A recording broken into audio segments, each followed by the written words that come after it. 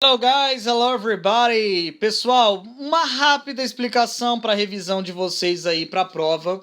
Além do nosso Reading Comprehension sobre Migration e Cultural Identity, teremos essa parte gramatical para a nossa prova, que é muito tranquila, tá? Present Perfect Continuous.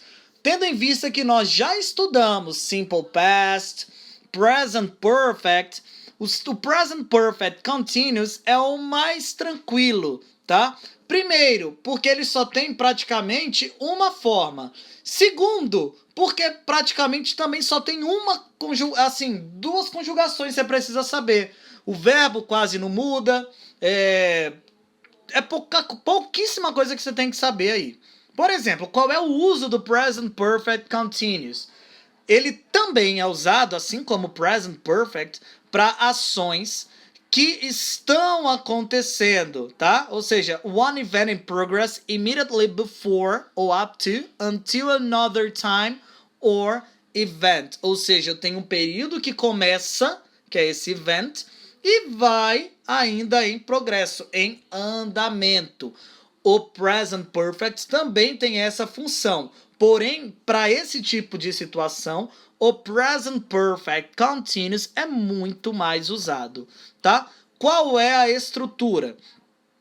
No present perfect, eu tinha que saber o sujeito, depois usar have ou has, e aí eu tinha que saber qual era o sujeito, né, para conjugar have ou has, e eu também teria que saber a forma do particípio do verbo, que poderia ser regular or irregular. Sendo regular, eu tinha que botar o ed, irregular, eu tinha que saber a forma específica dele.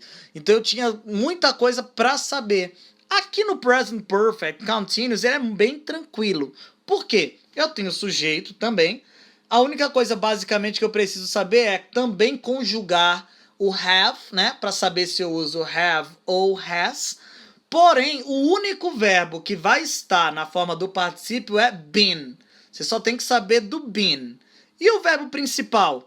O verbo principal você só acrescenta o ing. E para ing não tem verbo regular ou irregular.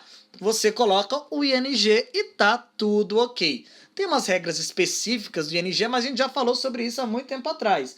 Se vocês quiserem, tem muito site aí que fala sobre regras do ing de escrita, tá? Pro ing, mas não vai fazer tanta diferença pra gente na prova não, até porque não cai regra disso. Porém, você tem que saber disso. Sujeito, have ou has, lembrando que se o sujeito for I ou we, you, they, ou estiver no plural, have. Se o sujeito for he, she, it, ou qualquer sujeito no singular, has. Só isso. Depois been, que é o verbo to be no particípio, vai ser sempre been para esse tipo de situação. E o verbo com ing, que é o verbo principal, seguido do complemento. Ó, os exemplos. Afirmativo. They have been studying English all morning. Começou ali de manhã e continua. A forma negativa, como have e has já é verbo auxiliar, é com ele que eu irei trabalhar. Então é só botar o not depois do have ou do has. Have not ou haven't, has not ou hasn't. Tá certo? E na forma interrogativa é só inverter o have e o has com o sujeito, tá bom? Então fica have ou has, mais o I, you, they e assim por diante. Olha aqui, tem exemplos mais claros com todo tipo de sujeito. Ó, perceba que no I, no you, que são os dois primeiros, no they e no we, que são os dois últimos, além de toda forma de plural, the students, Bob and John, Catherine and Sandra, se for plural, também usa o have. Ou a forma negativa, haven't, ou a interrogativa, colocando o have antes desse sujeito. Porém, se for he, she e it, que é qualquer singular, eu vou usar o has, tá bom? Ou hasn't, ou has antes do sujeito para o singular. Porém, o restante não muda. O been é sempre been, independente do sujeito que você for usar para o present perfect continuous, ou seja, para a ação que começa no passado e que continua. O que vai alterar é o play, ou qualquer outro verbo, que você vai ter que acrescentar o ing nesse verbo. Se você tiver, no caso, trabalhando, começou a trabalhar mais cedo e está trabalhando até agora, o verbo é I have been working, tá certo? Você que mora que não nasceu em Brasília, se mudou para cá e continua até hoje, você vai falar I have been living, ok? Nosso caso aqui, que a gente está em quarentena, we have been, né? We have been in quarantine. Nesse caso aí, been não vai ter, né? Ou we have been staying home. Aí, ficar em casa, né? Since March. Desde março.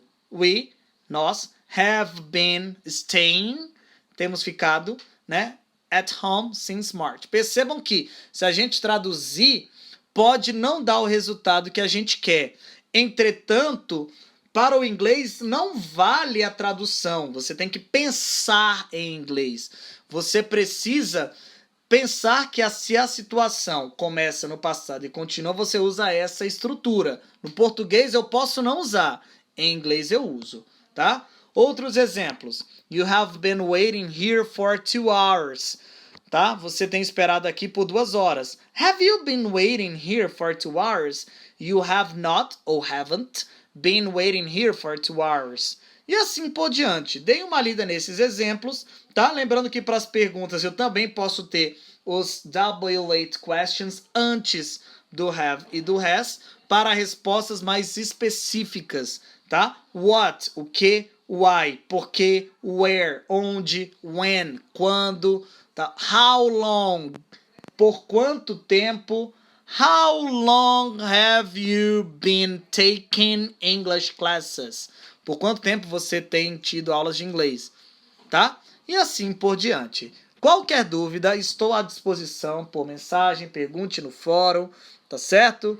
E thanks for your presence. Acesse o vídeo quando você precisar, tá bom? Have a nice test. Bye bye.